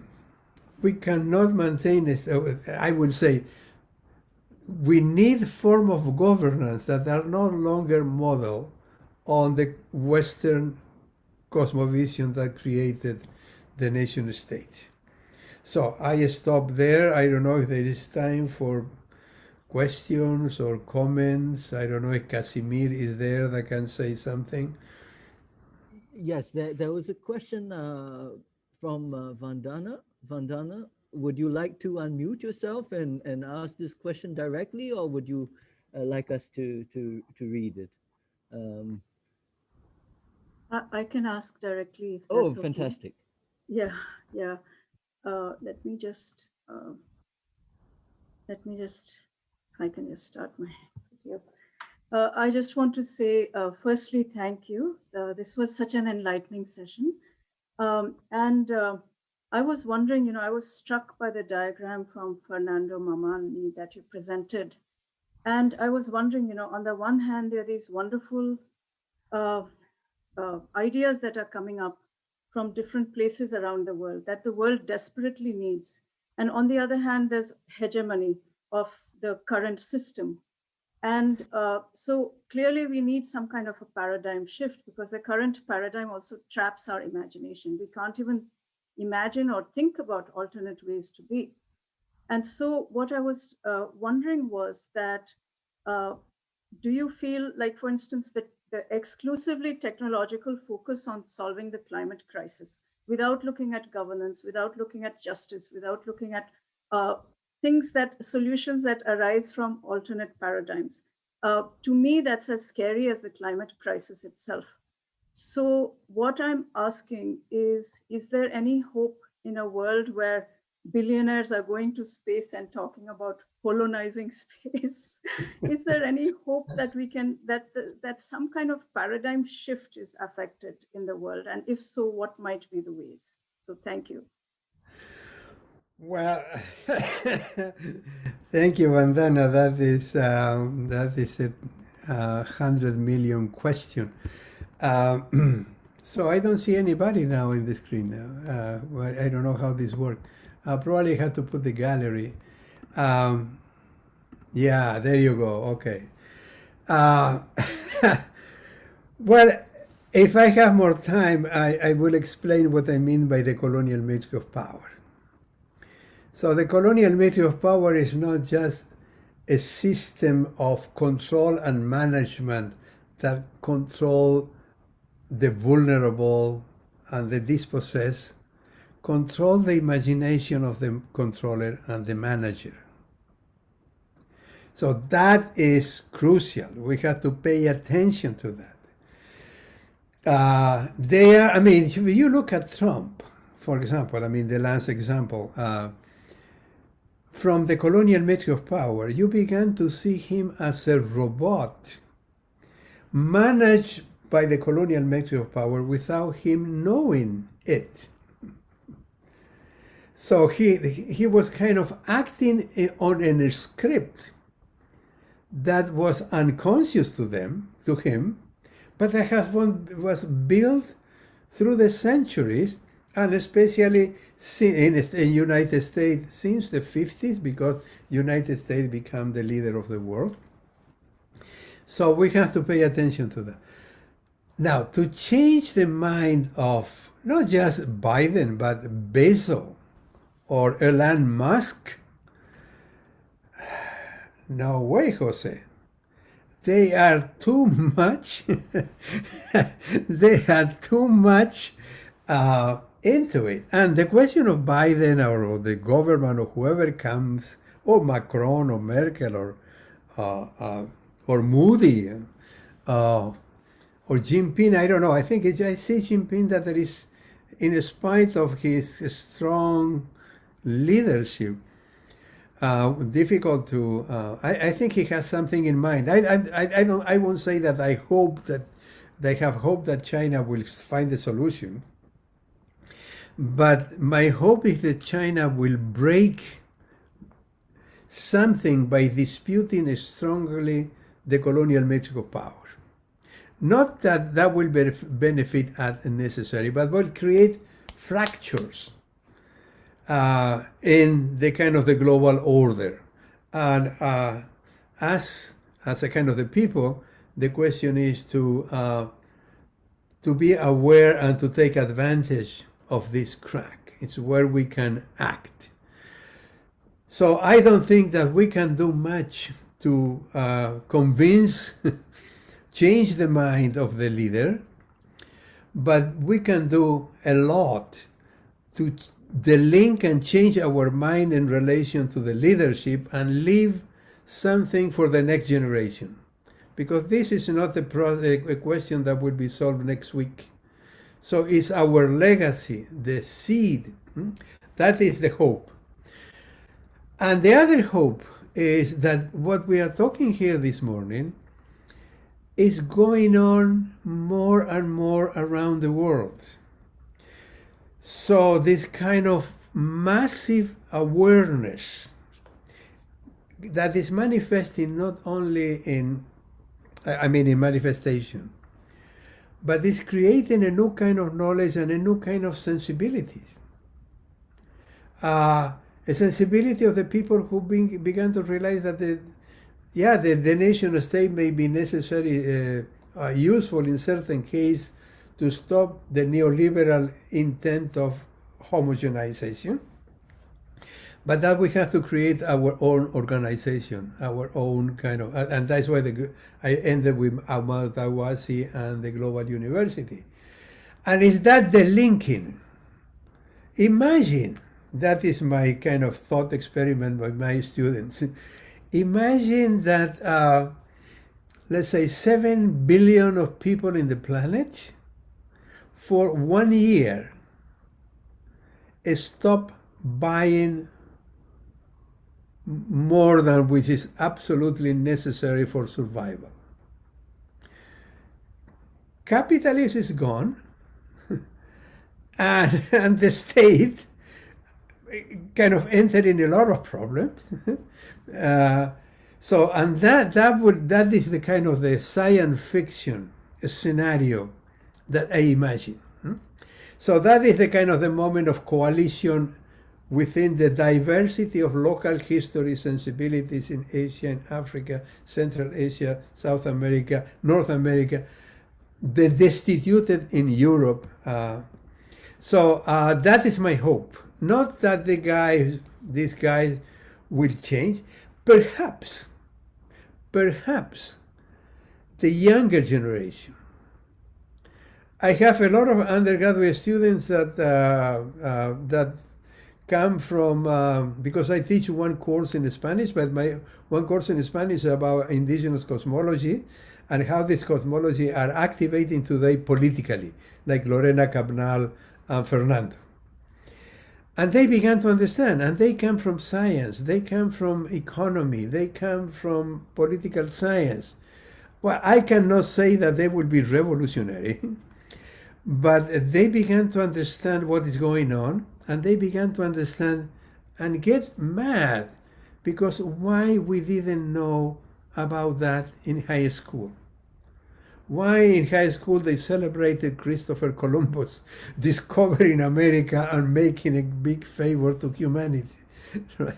So that's my hope. And that is very, very important to the creation, transformation, and reconstitution of destituted knowledge.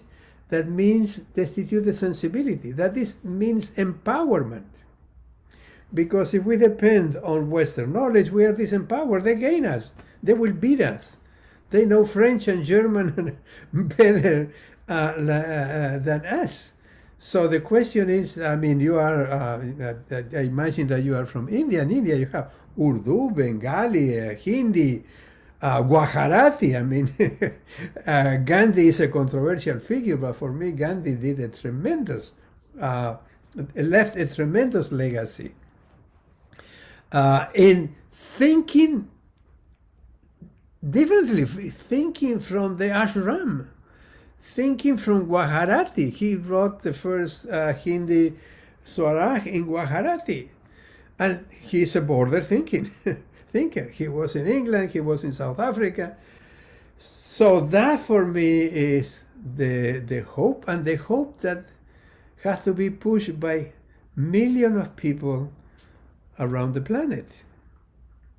Each of us from our own experience of coloniality. Because that's what we have in common. What we have in common with China, with India, is coloniality. You have a different memory, different languages. I discovered that probably when I entered into this, because all of a sudden, for me, it was very easy to communicate with people from Asia, the Middle East, Africa, than it was to communicate with German or French or British, because I don't have much in common with them. But I have a lot of common with other people, even if we have to kind of talk through English. So, and there is another manifestation of border thinking. I mean, I say many times, English is not my language, I am using it. And that brings you also the question of technology, that we didn't talk about it. But the question of technology is, well, the technology is there. The question is how to use technology and not to let technology use us. Just to get rid of, I mean, we need this. I need a phone number because otherwise I cannot fill any form. But I don't have email in here. I don't check. I don't check constantly. I use it. The call I received was from the pharmacy. With my friend, I communicate through email or Zoom or Skype. So, it has to be hopeful for the resilience and the creativity. The creativity, that is the most important thing. Because, let me say that, what technology is doing, what the crisis, COVID, etc., financial, is to prevent us from thinking. Not by prohibiting us thinking, but by making thinking more and more difficult. Because we are entertained, we have 800 channels in a TV. Give me a break. What is that? Everything is having more. Happiness is having more, as Fernando said, Fernando Wanakuni. So to maintain the beauty and the pleasure of thinking, that creativity is for me important in this hope and the legacies that we can leave to the future, to a future generation. Thank you so much. Well, I stop there. Yeah, I had to announce. Are there questions from the floor? Are there other questions from the floor? I realize it's already 1:15, so maybe we can take a couple more questions, you think, Walter? Well, yeah, we can go for another 15 minutes from my part. Okay. Okay. So we'll see. What about Fernando? Wei Ran, would you like to say something to respond? Yeah, I would like to hear comment more than than questions.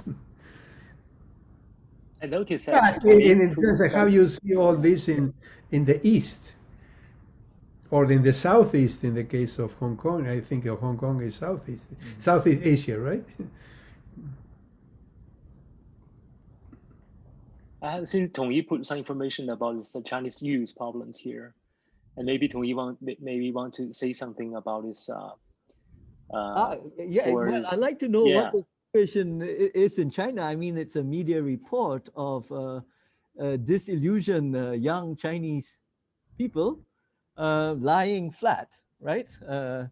躺平, right? Because they are, in a sense, it's maybe this is a form of decoloniality, Walter. They realized, like many young people around the neoliberal planet, that their prospects aren't very good despite all their efforts.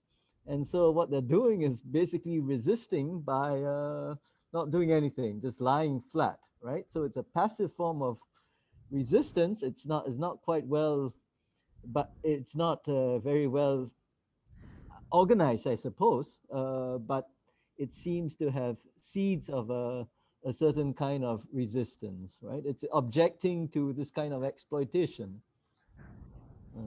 Yeah, well, that is a very, very important question. Decoloniality in China, but the question goes. I mean,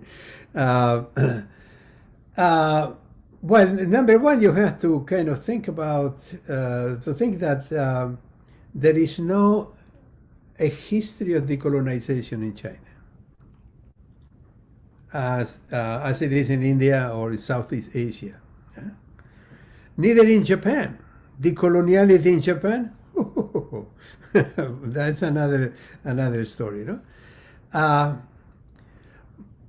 But the question is, I think that kind of protest, kind of this manifesting discomfort is a beginning. It's a beginning, and the question for me is at what moment in China, I mean, the young people in China will begin to reflect on what did it mean, the Opium War. I mean, the Opium War for me in China is like the discovery of America, or 1652 in South Africa when the Dutch kind of began to disrupt that, or, well, in the Philippines have the longer. So the question for me is the moment in which people began to understand that the situation we are living now is due to the foundation, consolidation, and expansion of Western civilization intruding. So how do you respond to that? That is why the work of Wang Wei for me is very important, because I mean, it doesn't matter if Wang Wei is, say, the colonial. Well, people say that it's a new Marxist or something like that. People see him, but he said, I am not new Marxist. I mean, kind of. But the work he's doing in reconstituting Chinese thought and looking at China in relation to modernity, that for me is already something that is going. I don't know how the youngster kind of see or read or respond to one we. But for my little knowledge about that aspect of China, Wang Hui is one of the reference that kind of be done. And for some reason, I mean, I am we at this moment in two projects that are kind of planetary projects. One is related to cosmology, and that is led by a Zimbabwean African from the southern Africa, and the other is on kind of the planetary humanities that is kind of led by Germany. But so there is something already. I don't know what's going in China, but I mean the kind of the significance of Wang Hui for the people who are trying to do something with this kind of situation and trying to produce, generate a new form of knowledge. So it's up to you, Tung and Fernando, to. Well, you know, there is that book that Fernando translated, and then there is another book and an interview published in Marxism and Reality. But I mean, China is 1.5 billion people. I don't have. So the question is whether the youth in China, I mean, not in general, but will begin to look for options, not just resist, but option to re-exist. And they will find a way. They don't have to be decolonial. That is the way that some of us in South America, in Africa, we are kind of doing it. But the question for me is, how do you respond to coloniality, the logic of oppression and intervention, from your local history? How you reconstitute that knowledge that was destituted? I mean, how can you read Mencius and Confucius, read Aristotle and Plato? When you began to understand that, you kind of began to walk in a different direction. So you are young, so you have to kind of mobilize that. Not young anymore, but still learning. I think. Well, you are younger, but you are precisely at that age where you can take leadership. You are no longer students, right? So you are at the precise moment. Okay. Thanks for the encouragement. Yes. So I think. Well, I mean, let me say that you have to get the leadership, not necessarily in kind of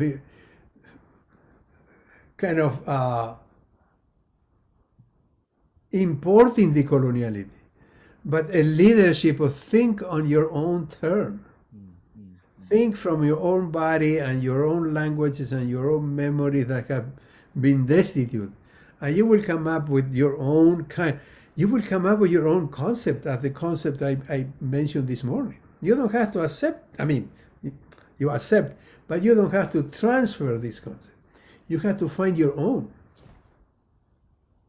I think that's very important, Walter, because former colonial peoples, something they often lack is the confidence, right? Exactly. And that is precisely that. Thank you for saying that. Yeah. When he said they are preventing us to think, That's right. is because they make us believe that we are not able to think. Right. And So the systems around us. Yep. So the linking is precisely relinking and affirming ourselves and contributing to with other people. We cannot just do it with ourselves, because if we do it by ourselves, we are impotent. When we began to kind of make coalition and build community, we began to realize that, well, that is the way to go. I mean, and that is another answer to Vandana. Yes. And then that's what you're here for. Yeah. Thank you. Now, maybe Kinchi wants to say something to wrap up. If not, well, thank you again, everyone. Thanks for being with us, and a special thanks to you, Professor MIGNOLO. Thank you. That was very enlightening. Well, thank you for this conversation. I mean, continue the conversation with Kinchi and Tung and Fernando, and we hope that we will continue. Certainly. Okay, thank you for the invitation and the organization. Thank you. Thank you so much. Thanks, Weiran. Continue Bye-bye. our Good night. Good night. Bye-bye. Very late now. Good night. Good night. Bye bye.